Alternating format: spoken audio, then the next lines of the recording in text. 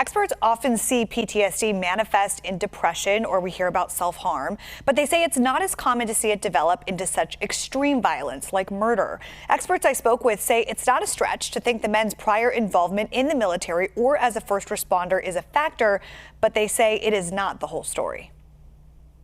In December, a former Sacramento County Sheriff's deputy allegedly stabbed and killed his 11-year-old son. They found an 11-year-old boy who was stabbed. Later that month, a former Citrus Heights police officer is accused of homicide and child abuse after a 7-year-old girl in his home was killed. Copy. 7-year-old starting CPR. And just last week, a man with prior military experience allegedly murdered his entire family and then turned the gun on himself. 1 female and 2 juveniles were also located unresponsive. Dr. Melinda Keenan is a psychologist and the executive director of the Center for Post-Traumatic Growth. You know, if you think about the ways these people are trained to perform in their jobs, being impulsively violent would be the absolute opposite of the way they would need to be, behave. She says in her experience, extreme violence is not a common outcome of PTSD. However, the diagnosis can lead to other problems that are often associated with domestic violence. Also, these people have high exposure in terms of traumatic brain injury and chronic encephalopathy. Obviously, when you have untreated post-traumatic stress, you can also have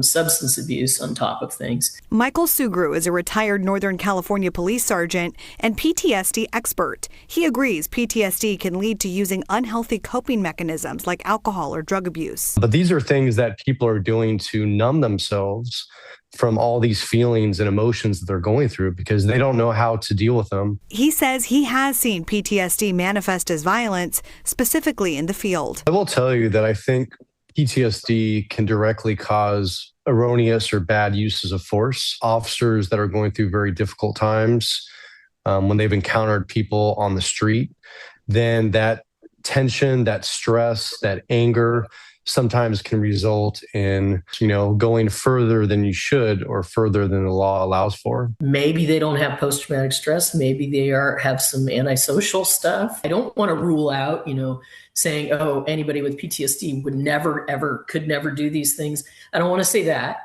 But I want to say that I'm guessing that these people have a different character makeup that's driving those particular behaviors. Now, Dr. Keenan also tells me it's very important for families to educate themselves on the difference between domestic violence and PTSD, even though they can sometimes run together a little bit. She says they're not always connected and should be treated seriously and differently depending on what's happening.